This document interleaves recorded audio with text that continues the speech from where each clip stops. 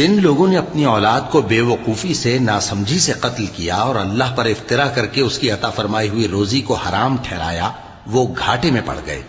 وہ بلا شبہ گمراہ ہیں اور ہدایت یافتہ نہیں ہیں۔ اور اللہ ہی تو ہے جس نے باغ پیدا کیے چھتریوں پر چڑھائے ہوئے بھی اور جو چھتریوں پر نہیں چڑھائے ہوئے وہ بھی، اور کھجور اور کھیتی جن کے طرح طرح کے پھل ہوتے ہیں،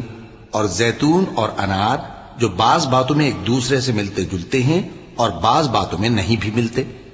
جب یہ چیزیں پھلیں تو ان کے پھل کھاؤ، اور جس دن پھل توڑو اور کھیتی کاٹو تو اس کا حق بھی اس میں سے ادا کرو، اور بیجا نہ اڑانا